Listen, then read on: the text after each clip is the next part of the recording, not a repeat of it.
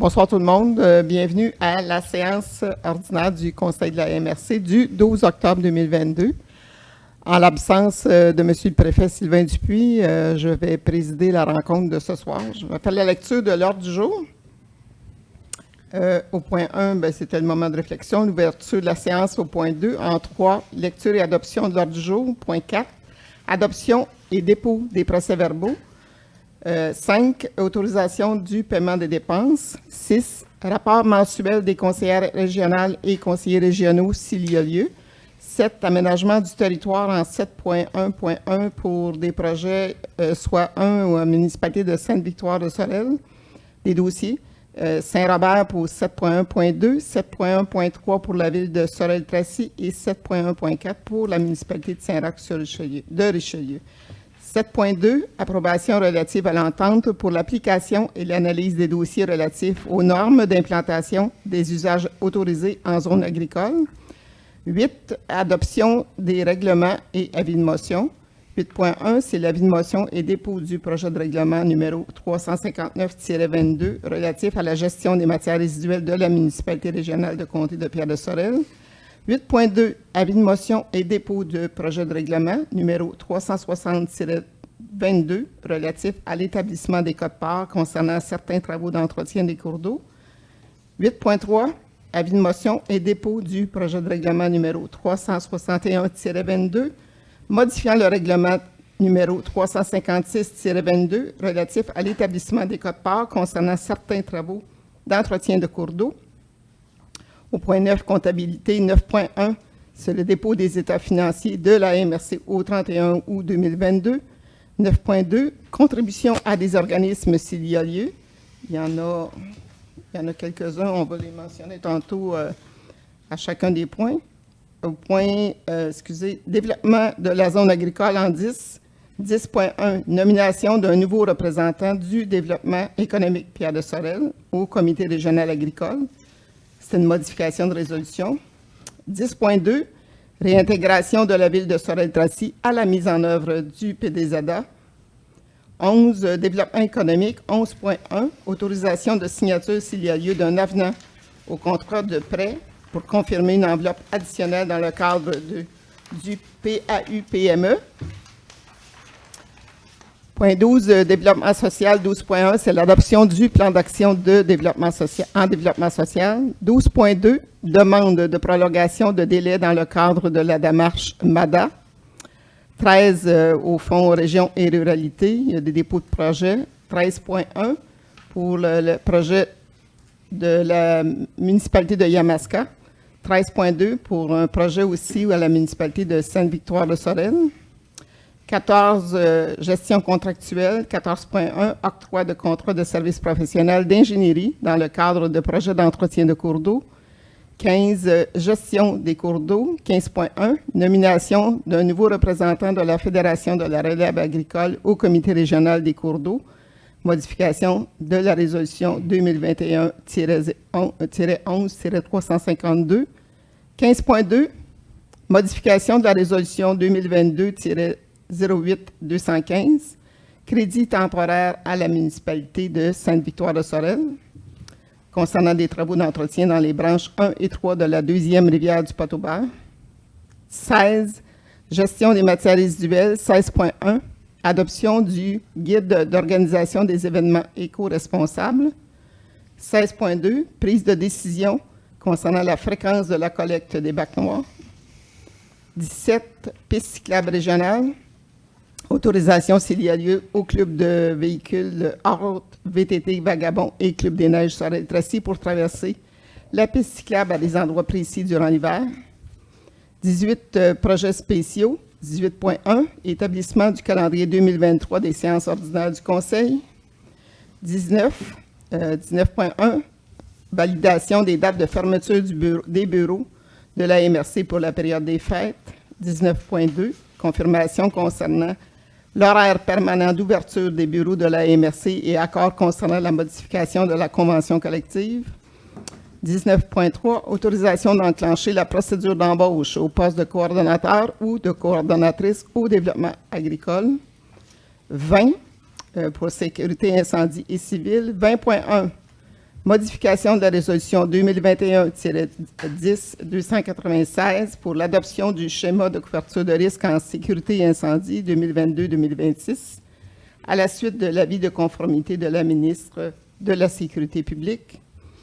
20.2, participation de la MRC au projet de formation virtuelle en gestion d'intervention tactique 360.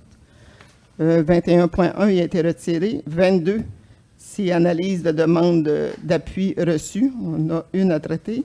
23, examen de la correspondance. Et 24, examen des invitations. 25, affaires nouvelles. Il n'y a pas d'affaires nouvelles au dossier. Et 26, période de questions et levée de la séance, 127. Qui propose l'adoption de l'ordre du jour? M. Richard Gauthier.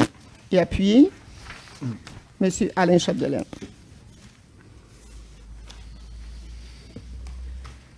Adoption du procès-verbal de la séance ordinaire du Conseil de la MRC du 14 septembre 2022. Et c'est proposé par Gilles Salva. M. Gilles Salva. Et appuyé. Je vais seconder. M. Denis Benoît.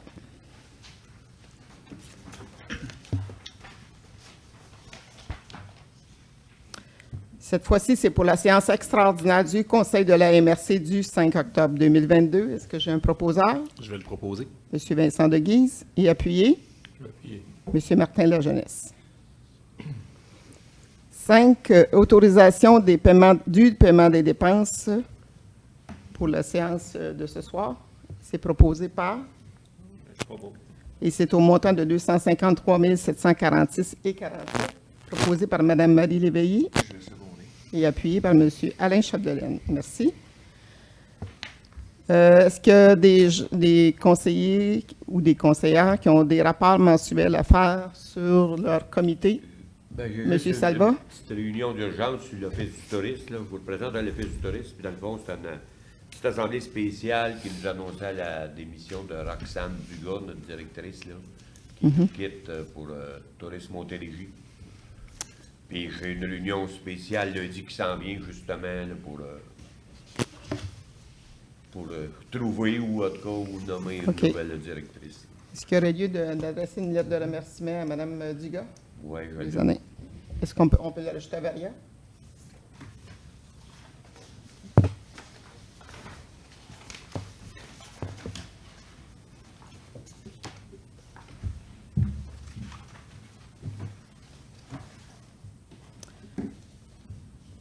C'est tout? Est-ce qu'il y a d'autres? Monsieur Péloquin?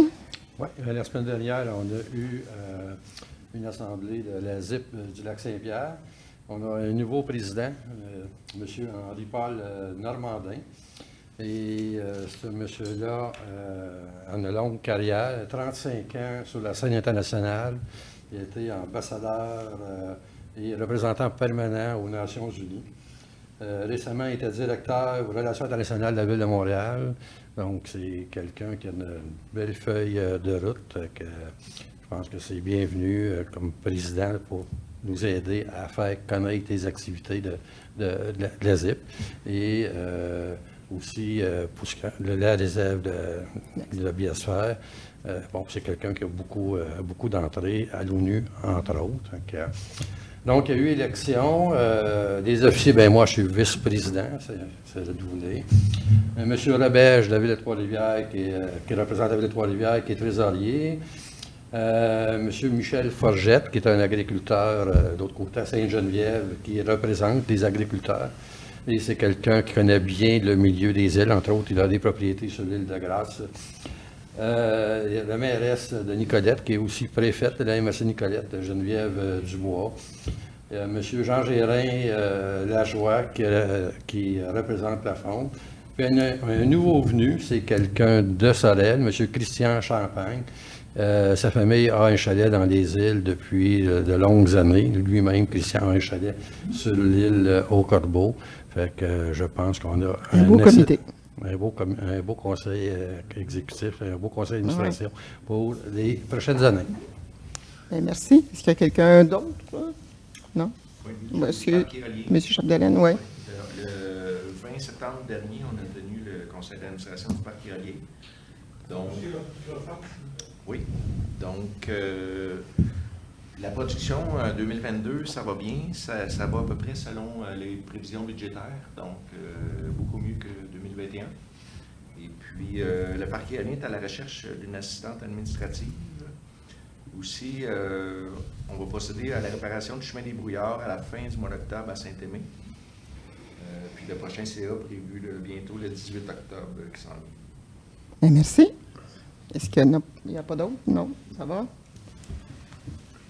7.1.1, c'est l'avis de la MRC sur des documents d'urbanisme municipaux. Je vais laisser Joanie. Oui, absolument. Donc, le premier, concernant la municipalité de Sainte-Victoire de Sorel, qui a adopté à sa séance du 15 août 2022 le règlement 403-22, modifiant le règlement de construction 295-07 relatif à l'obligation d'installer des protections contre les dégâts d'eau. Donc, le règlement de la municipalité de Sainte-Victoire ne contrevient pas aux objectifs, aux dispositions du schéma. Donc, la coordonnatrice à l'aménagement du territoire vous recommande d'approuver le règlement. C'est proposé par M. Michel Péloquin et appuyé M. Michel Aucoin. Saint-Robert?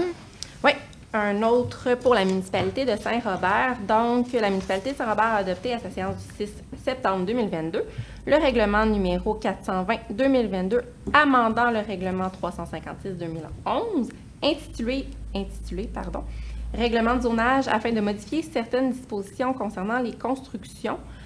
Donc, ça vise à permettre l'ajout d'usages et de normes dans les zones C501, C502 et C606. Le règlement ne contrevient pas aux objectifs et aux dispositions du schéma. Donc, encore une fois, la coordonnatrice à l'aménagement du territoire vous recommande d'approuver le règlement. Et cette fois, c'est proposé par Je vais le proposer.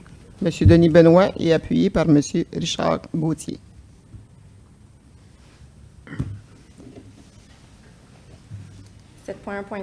Pour la ville de Sorel-Tracy. Pour la ville de Sorel-Tracy, nous en avons 4. La ville n'a pas chômé dans les derniers mois. Donc, le premier qui a été adopté à la séance du 3 octobre 2022, il s'agit du règlement 2517 qui modifie le règlement de zonage 2222. Le règlement vise à ajouter des dispositions relatives à un bâtiment principal, à modifier des dispositions particulières applicables aux zones, à certaines zones en fait, et à modifier l'annexe A, plan de zonage, et l'annexe B, grille des spécifications. Encore une fois, le règlement ne contrevient pas aux objectifs et aux dispositions du schéma d'aménagement. Je vais faire les 4. Les 4 en même temps pour le même... Pour la même résolution.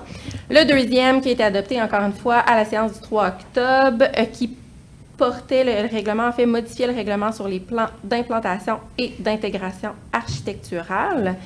Il vise à intégrer des nouvelles dispositions réglementaires et à assujettir des zones au règlement sur les plans d'implantation et d'intégration architecturale. Ça, c'est exactement le titre du règlement. Donc, le règlement ne contrevient pas, encore une fois, aux objectifs et aux dispositions du schéma d'aménagement. Le troisième, encore une fois, à la séance du 3 octobre, c'est un règlement modifiant le règlement de lotissement qui vise à ajuster certaines dispositions intégrées au règlement qui apparaissent imprécises, manquantes ou discordantes avec d'autres dispositions. Ça ne contrevient pas aux objectifs et aux dispositions du schéma. Et le quatrième, finalement, encore une fois, à la séance du 3 octobre, le règlement qui modifie le règlement de construction cette fois-ci et qui vise à modifier les dispositions relatives au sous-sol. Ce règlement ne contrevient toujours pas aux objectifs et aux dispositions du schéma d'aménagement. La coordonnatrice à l'aménagement du territoire vous recommande d'approuver l'ensemble de ces règlements. Merci. Qui propose? M. Alain Chapdelaine et appuyé Une seconde. M. Gilles Salvat. 7.1.4, c'est l'avis de la MRC sur des documents d'urbanisme municipaux. Cette fois-ci, c'est pour la municipalité de Saint-Roch. Nous en avons 4 à nouveau pour la municipalité de Saint-Roch. Le premier qui est le règlement de concordance modifiant le règlement sur les permis et les certificats afin de l'adapter aux normes du règlement 340 qui modifie le schéma d'aménagement de la MRC. Donc, c'est un règlement de concordance en lien avec la modification du schéma. Le règlement vise à accorder, je le relirai pas, ça assure la concordance, ça ne contrevient pas aux objectifs et aux dispositions du schéma. Le deuxième, qui est le même principe, toujours un règlement de concordance, mais qui vient modifier le règlement de zonage, cette fois-ci pour la municipalité de Saint-Roch, qui ne contrevient pas aux objectifs et aux dispositions. Le troisième, qui a été adopté à la séance du 6 octobre, qui modifie le règlement de lotissement 221, qui vise à modifier les dispositions relatives à la contribution pour fin de parc, terrain de jeu et espace naturel. Ça contrevient pas aux objectifs et aux dispositions. Et finalement, le dernier pour la municipalité de Saint-Roch, qui a été également adopté à la séance du 6 septembre 2022, qui modifie le règlement de zonage 220 et qui vise à spécifier que dans les cas des bâtiments jumelés ou à ligne latérale à 0, la distance à maintenir par rapport à une ligne latérale de propriété ne s'applique pas. Donc, encore une fois, ça ne contrevient pas aux objectifs, aux dispositions du schéma d'aménagement. Donc, la coordonnatrice à l'aménagement du territoire vous recommande d'approuver les règlements. Merci.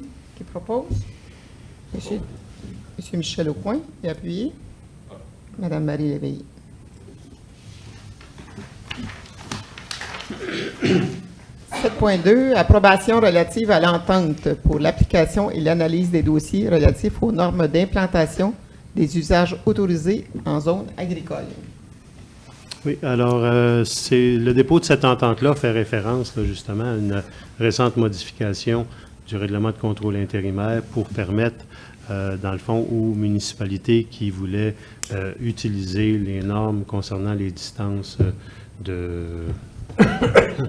non, pas les distances séparatrices, mais des dérogations mineures, excusez, en lien avec les bâtiments agricoles concernant les distances séparatrices. Et puis, à partir de là, on a modifié le RCI pour intégrer dans le schéma d'aménagement ces dispositions-là. Donc, elles ne s'appliquent plus via le RCI, mais vous avez adopté des règlements de concordance par après pour intégrer ces normes-là dans vos règlements respectifs.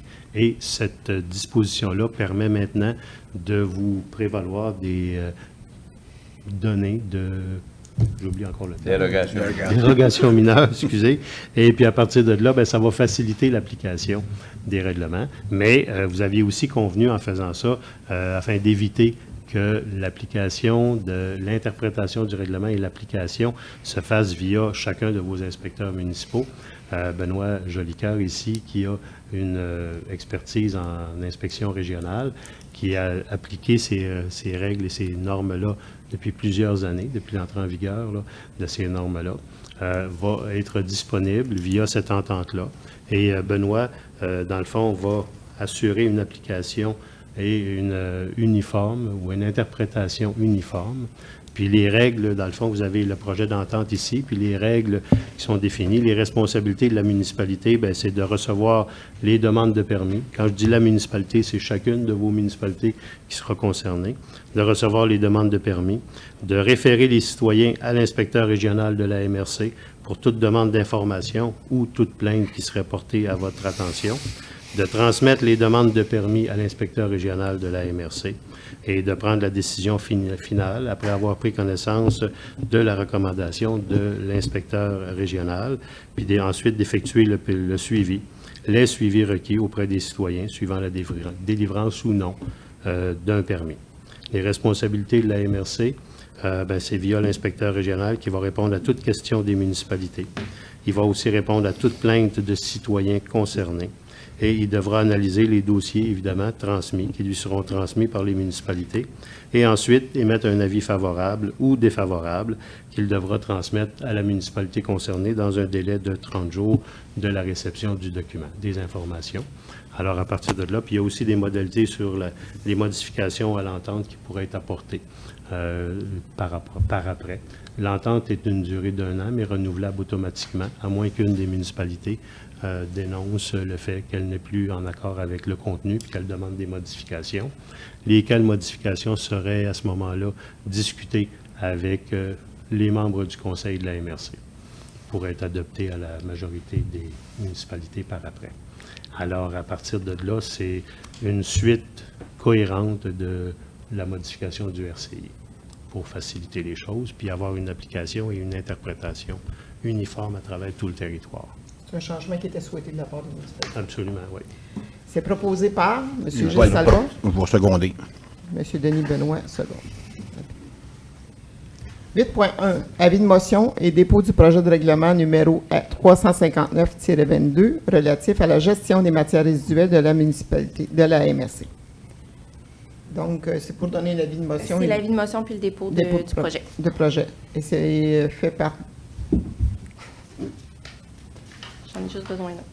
M. Martin Lajeunesse. 8.2, c'est avis de motion aussi, dépôt de projet de règlement numéro 360-22, relatif à l'établissement des quotes-parts concernant certains travaux d'entretien des cours d'eau. Entre autres, c'est le cours d'eau Fagnan, branche 1, et qui donne l'avis. Je vais la donner. M. Michel Péloquin. 8.3, avis de motion toujours et dépôt du projet de règlement numéro 361-22, modifiant le règlement numéro 356-22, relatif à l'établissement des quotes-parts concernant certains travaux d'entretien des cours d'eau. Et c'est pour concernant le bassin versant de la deuxième décharge Sainte-Catherine-Ouest à Yamaska. Et c'est l'avis donné par OK. M. Gilles Salvant. 5.1, c'est un dépôt, c'est le dépôt des états financiers de la MRC au 31 août 2022. 9.2, c'est contribution à des organismes. On a eu 3 demandes. Une première demande de la municipalité de Saint-David à titre de commandite pour son marché de Noël qui aura lieu le 26 novembre 2022. Et la MRC accorde un montant de 2 000 $ comme on le fait pour d'autres municipalités qui ont eu des projets à portée plus régionale. Et le deuxième qu'on a, c'est Saint-Joseph, excusez, les événements, c'est la fête des Lumières à Saint-Joseph qui va avoir lieu le 2 et le 3 décembre. Là aussi, c'est pour un montant de 2 000 $ dans le même cadre de projet qu'on soutient dans les municipalités de la MRC. Et le troisième, c'est JSO. 101.7 FM qui a demandé une commandite à titre de partenaire de l'émission pour les personnalités 2022.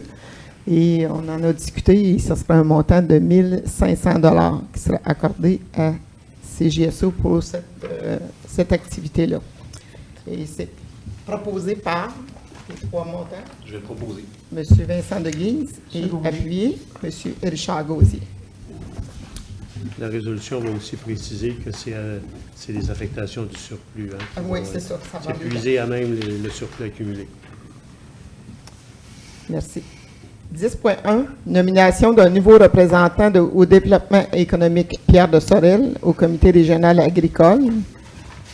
Oui, alors le comité devrait reprendre ses activités là, sous peu avec la réintégration de la ville. Vous avez entendu la belle nouvelle récemment. Et puis, la nomination, il y a lieu aussi d'actualiser le représentant de DEPS au sein de ce comité-là. Vous vous rappelez, entre autres, là, il y avait la SADC qui était là, le CLD, maintenant devenu DEPS. Il y a des représentants du monde agricole, puis il y a aussi des élus qui sont là-dessus. Donc, il y aura lieu de renommer un nouveau représentant pour DEPS, compte tenu de la nomination récente là, de David Place à titre de directeur général de l'organisme. On a contacté David et puis il est très intéressé à représenter le DEPS sur ce comité régional-là.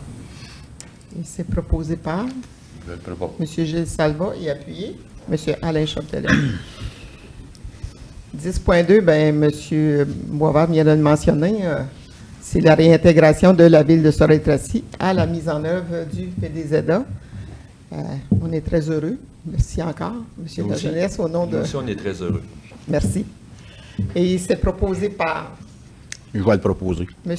Denis Benoît et appuyé M. Gilles Salva. J'ai eu peur qu'il n'y ait pas d'appui. Je pense que c'était pas inquiétant. 11.1, autorisation de signature d'un nouvel avenant au contrat de prêt MRC-MEI pour confirmer une enveloppe additionnelle dans le cadre du plan d'aide. C'est un programme Programme d'aide L'urgence. D'urgence pour les PME. PME, petites et moyennes C'est- entreprises, c'est ça. Le C'est ça. pauvre Alors, PME. c'est le 4e avenant que nous avons dans le cadre de ce programme-là avec le MEI. Ça a été en constante évolution depuis les débuts. Et puis là, présentement, ben, ça tient compte, justement, il y a eu un ajustement des contributions qui ont été versées au total. Et les contributions versées excèdent un peu le montant qu'on a reçu. Alors, en discutant avec le MEI, ils vont ajuster le montant. Ça prend un avenant. Et puis, l'ajustement qui va être apporté va tenir compte, justement, des sommes versées aux entreprises ces dernières années, depuis la pandémie, par DEPS, en fonction du programme d'aide d'urgence. Et puis, il y a aussi un montant qui est réservé pour des frais administratifs, là, totalisant 3 Fait que c'est un montant qui va être versé lié à cet avenant-là, d'un montant de 215 700 quelques. Là. Fait que c'est à peu près 216 000 qui vont être versés là-dessus. Puis c'est cette situation-là, dans le fond, ce que je me permets de vous préciser, c'est que ça dénote quand même toute la vitalité puis la présence des gens de DEPS là, qui étaient sur le territoire pour aider les très proactifs, là, malgré la période qu'ils vivaient là, durant la pandémie. Ils ont été très proactifs sur le terrain pour aider les entreprises de la MRC. Alors, ça prendra un proposeur. Puis, l'avenant n'est pas disponible présentement, mais on a les grands traits de l'avenant. Alors, dès qu'on l'aura, on pourra le signer si vous autorisez la signature. Et donc, c'est proposé par M. Richard Gauthier et appuyé. Je l'appuie. M. Vincent Deguise, excusez, j'avais pas vu. 12.1, c'est l'adoption du plan d'action en développement social. Après avoir adopté la politique en développement social, on est maintenant à l'adoption du plan d'action. Et c'est... Oui, je vais prendre la parole, Madame la préfète suppléante. Merci. Je suis bien content qu'on soit arrivé à l'adoption du plan d'action. Je l'avais dit, c'est suite à l'adoption de la politique en développement social qu'on a lancée au printemps dernier. Donc aujourd'hui, là, avec le plan qui vous a été présenté dans les dernières semaines, un plan d'action qui est une responsabilité partagée parce qu'on ne l'a pas fait seul, ce plan d'action-là, donc avec les services municipaux, paramunicipaux puis nos partenaires. Une concertation puis des communications comme des stratégies transversales. C'est un plan qui favorise l'engagement citoyen pour le développement d'une MRC bienveillante, solidaire, équitable et inclusive dans le respect des capacités écologiques, qui répond aux besoins des populations qui vivent une situation de vulnérabilité. Et c'est un plan qui souligne l'importance d'agir pour limiter les effets des changements climatiques sur la population de notre territoire en mettant l'accent sur les populations les plus vulnérables.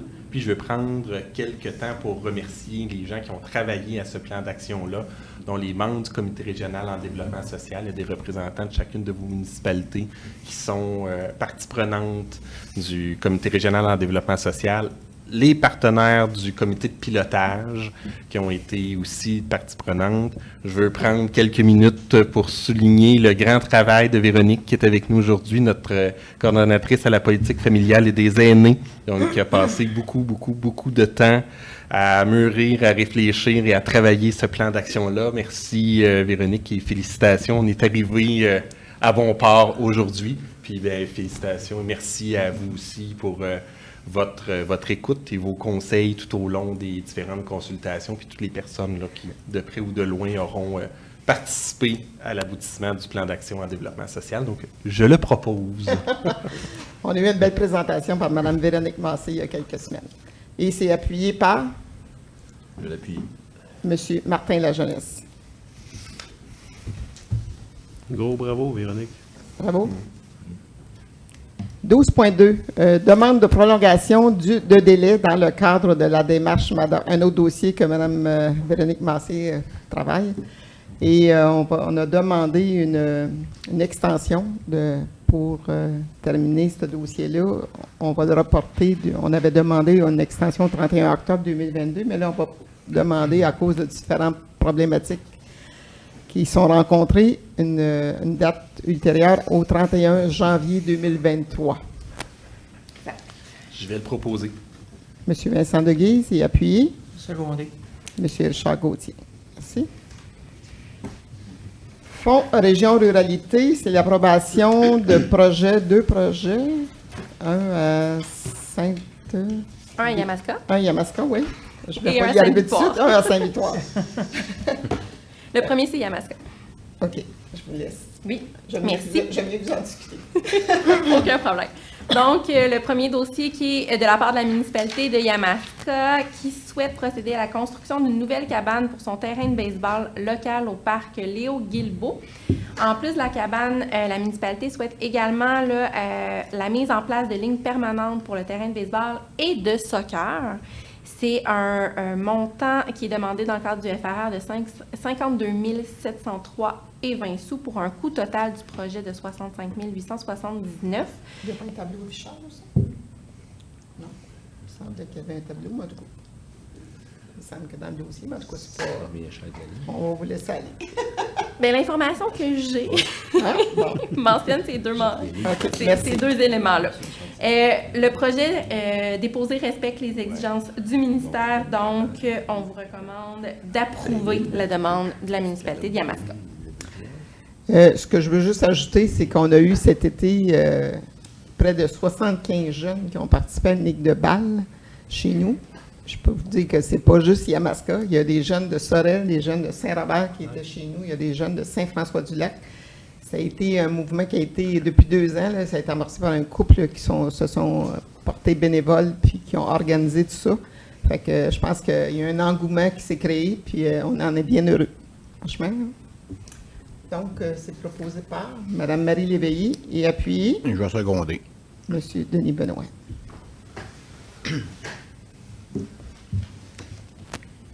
13.2, cette fois-ci, c'est pour la municipalité de Sainte-Victoire. Oui, en fait, c'est pour un jeu d'eau, en fait, des installations de jeux d'eau au parc Armand-Péloquin. C'est un projet qui a été sélectionné par le comité de la politique familiale et des aînés qui a été fait là, suivant un sondage auprès des citoyens de la municipalité. Ces derniers là, désirent avoir accès dans leur village à des installations de loisirs libres et de qualité.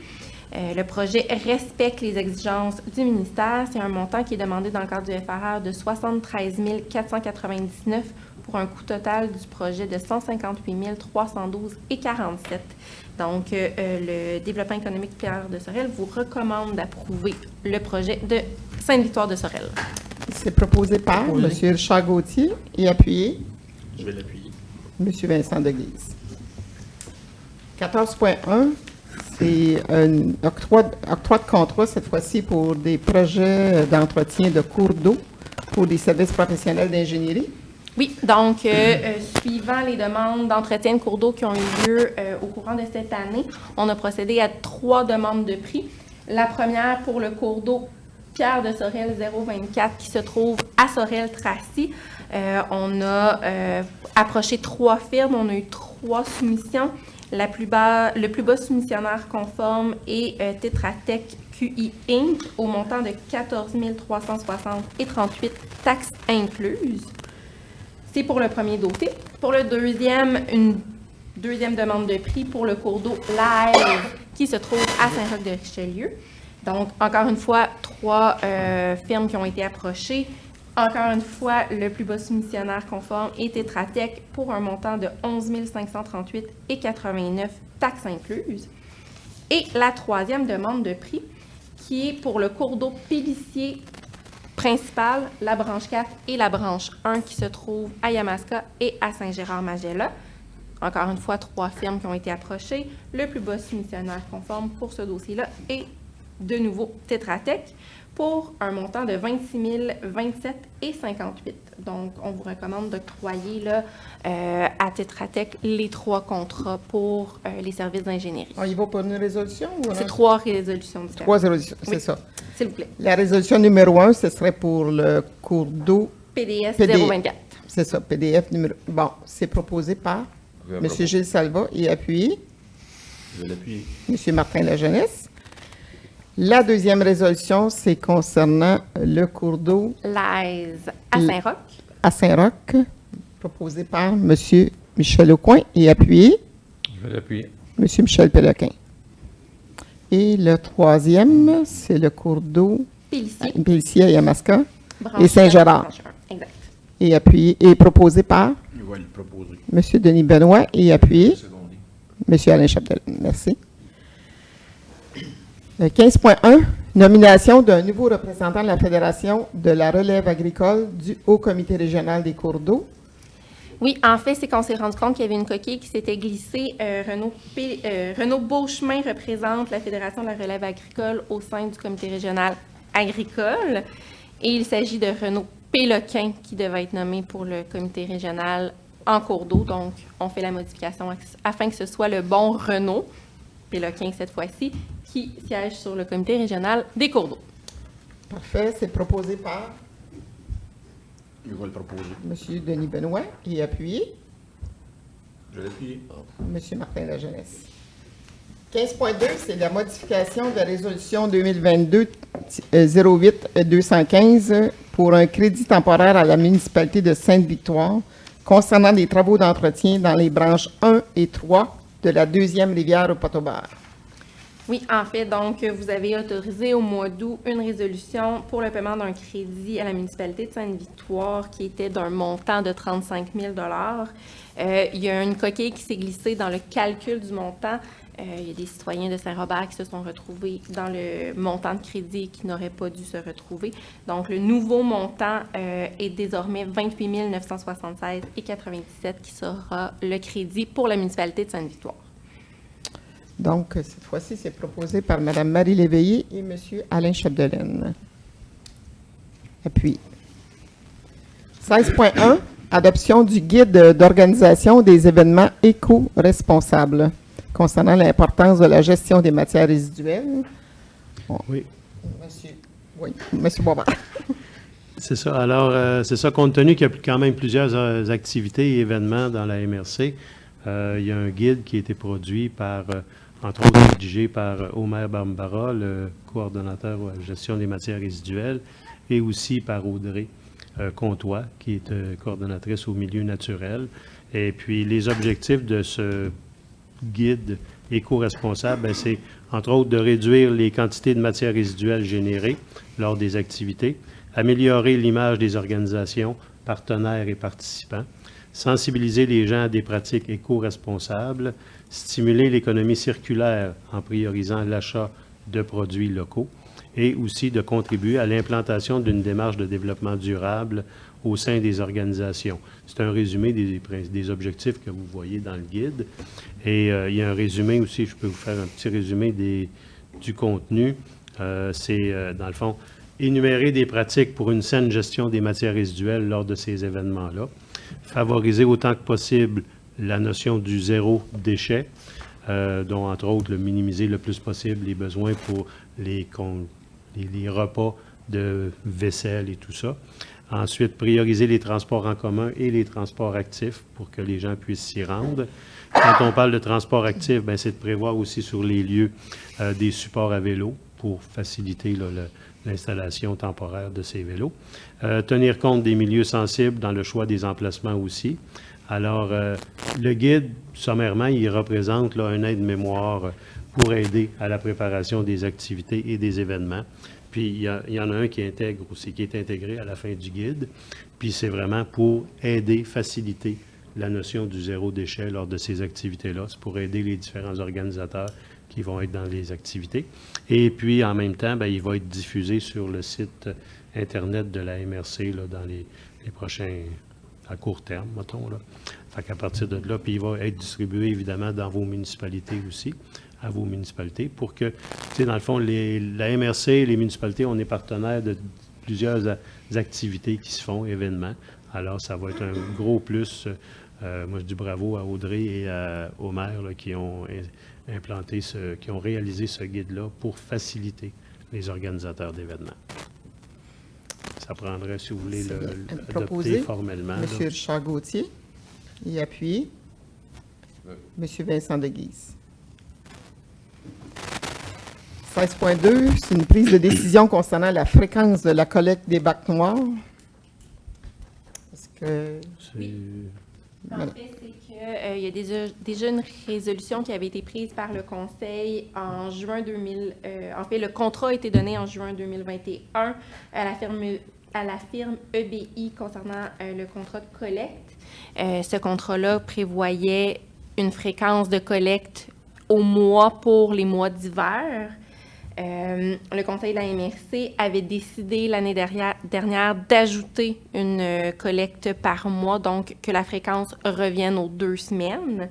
Étant donné que la décision avait été prise pour les mois d'hiver, donc de janvier, février, mars et décembre 2022, la décision doit être reprise à cet effet pour cette année afin d'informer la firme BI à savoir s'il y aura une collecte au mois ou aux 2 semaines pour les mois d'hiver de 2023.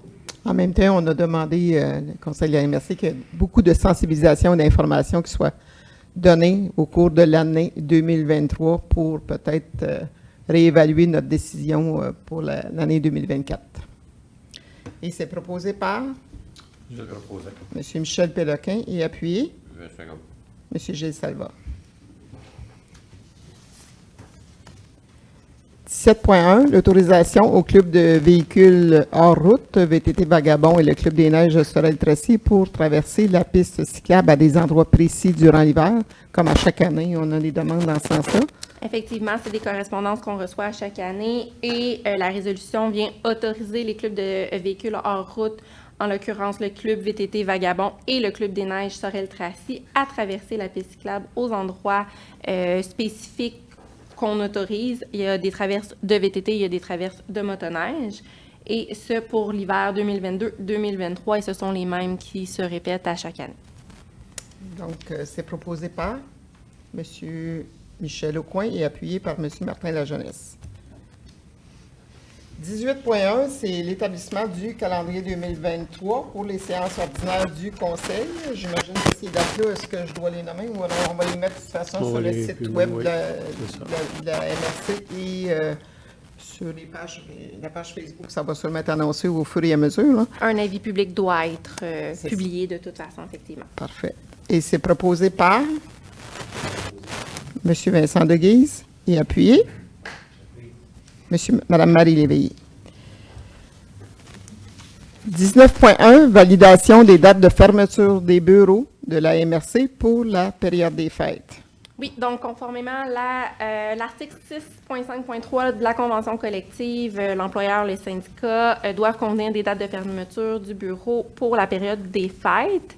Donc, cette année, les dates qui ont été retenues sont du 26 décembre au 6 janvier inclusivement. Donc, c'est vraiment 2 semaines complètes là, dans le temps des fêtes dont les bureaux seront fermés. Donc, c'est proposé par M. Richard Gauthier et appuyé On va seconder. par M. Denis Benoît.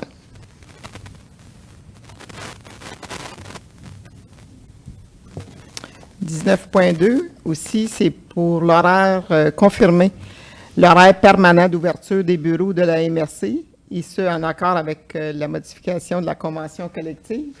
Oui, donc il y a une décision qui avait été prise en octobre 2021 de votre part qui autorisait un projet pilote afin de prolonger l'horaire d'été pour la période d'octobre 2021 à mai 2022.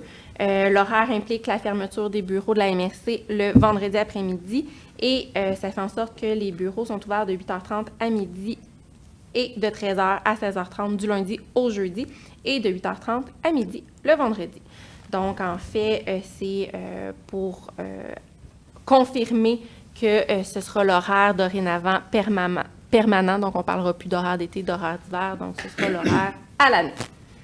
Donc, c'est proposé par M. Michel Péloquin et appuyé par M. Gilles Salva. Les employés apprécient beaucoup en passant. Effectivement. 19.3.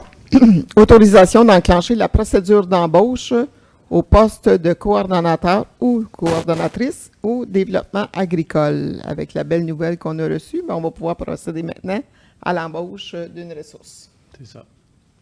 Et On va y aller. c'est proposé par Je vais le proposer. M. Denis Benoît et appuyé Et puis, Mme Marie Léveillé. 20.1. C'est la modification de la résolution 2021-10-296 pour l'adoption du schéma de couverture de risque en sécurité incendie 2022 à la suite de l'avis de conformité de la ministre de la Sécurité publique. En fait, oui, c'est ça. C'est une petite modification à la résolution afin qu'il soit indiqué, au lieu d'être indiqué qu'on adopte, en fait, que le Conseil de la MRC adopte le schéma de couverture de risque en sécurité incendie 2022-2026. On enlève le 2026 et ce sera dorénavant seulement que 2022. Et sur la couverture du document proprement dit, on a indiqué qu'il était entré en vigueur le 1er janvier 2022, tout simplement. Donc, ça va être reconduit jusqu'à la prochaine... La prochaine fois qu'on adopte un schéma. Un schéma, exact. C'est proposé par M. Alain Chapdelaine et appuyé Je l'appuie. M. Vincent Deguise. 20.2, c'est pour toujours en sécurité incendie, c'est la participation de la MRC au projet de formation virtuelle en gestion d'intervention de Tactique 360. Ça, c'est des casques de réalité virtuelle que nos pompiers vont pouvoir utiliser pour de la formation. Exactement. Donc, en fait, c'est un projet qui regroupe l'ensemble des municipalités à travers vos services incendie. Et vous aviez déjà accepté ce projet-là. En fait, c'est une formalité afin de permettre le dépôt du projet au ministère des Affaires municipales. Dans le cadre du volet 4, soutien à la coopération intermunicipale de fonds, régions et ruralité. Et je tiens à mentionner là, que l'ensemble des municipalités ont déjà approuvé et l'ensemble des services incendie également. Parfait.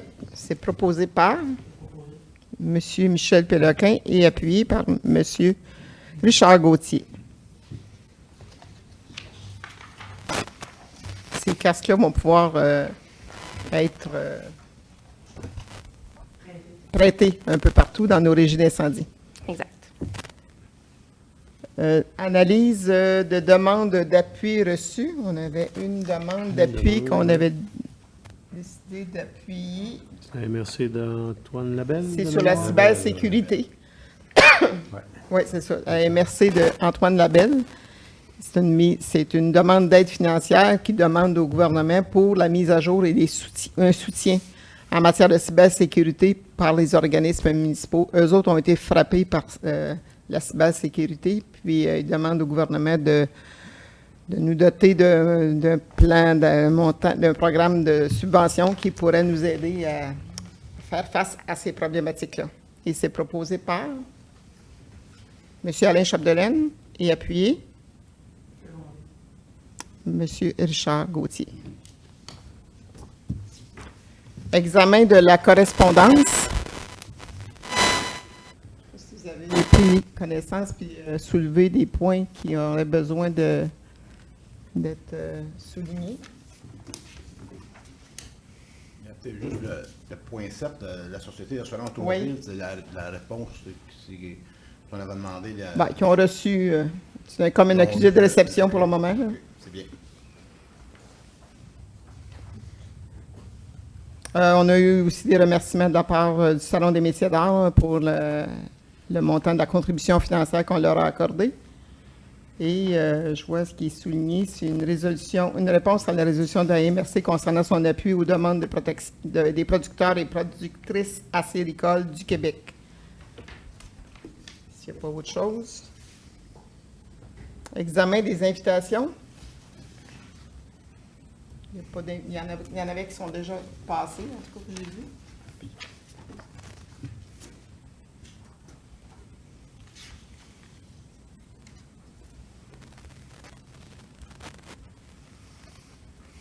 Il y a une projection de film, j'ai pris connaissance de ça aussi. Au-delà des mots, c'est une projection gratuite qui va être au cinéma Saint-Laurent. C'est une projection concernant l'appui aux proches aidants. Le samedi 15 octobre à 10h, c'est sur réservation. Donc, si jamais il y a des gens qui sont intéressés par cette projection-là, peut-être juste vous informer au niveau du cinéma, là, s'il y a des réservations qui sont requises. Donc, on en serait à la période de questions. Les affaires nouvelles, on avait Des remerciements à Affaires nouvelles, c'est ça. Merci, M. Salva. À Affaires nouvelles, on voulait souligner les années de service de Mme Roxane Dugas de l'Office de tourisme qui quitte cette semaine, je pense. Oui, en fin de semaine, je pense. En fin de semaine. Donc, qui propose? Je propose. M. Gilles Salva propose et appuyé M. Vincent de Guise. Elle est à l'emploi de l'Office de tourisme depuis... Dizaines d'années, mais plus ou moins.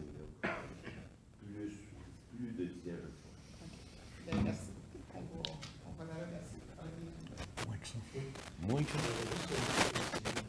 Mais oui, une précision à apporter à la réponse de la SAAC, M. Benoît. Je me rappelais de la réponse, ils sont favorables, là, tout ça. Mais regardez, je vais vous lire juste un extrait. Là. Sachez que la société apporte des améliorations à son offre de services en vue d'assurer des services de proximité. Vous vous rappelez, c'était pour des services de proximité aux nouveaux arrivants, pour éviter qu'il y ait 3-4 voyages à faire vers un bureau de la SAAC à l'extérieur de la MRC.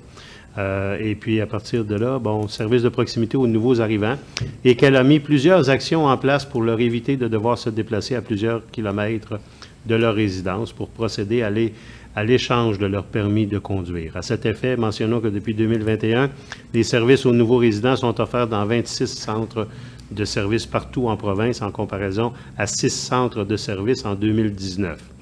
Qui font part d'une évolution. La Société souhaite également mettre en place des services dans votre région et travaillera en partenariat avec vous au cours des prochains mois pour déployer les stratégies nécessaires afin d'offrir un service de proximité dans les meilleurs délais. Il y a une ouverture là, de la SAAC pour donner suite à la demande. Merci. J'aurais une petite invitation, là, si vous me permettez, à l'ouverture de ma pomme track à Saint-Robert, qui est tout asphaltée, samedi après-midi. Si vous venez On a reçu voir. une invitation aujourd'hui par courriel. OK. J'avais fait le message, mais On a reçu. je voulais vous inviter de vive voix. Vous passerez à Saint-Robert à 1h30. Si vous l'essayez, on y va. M'emmener mon vélo. Oh, pas sûr. Bon, comme il n'y a pas d'autre période, il n'y a pas rien à la période des questions à part l'invitation de M. Salva. Et la levée de la séance, c'est proposé par Je vais la proposer. M. Michel Péloquin et appuyé par M. Richard Gauthier. Merci beaucoup et bonne fin de soirée à tous. Merci.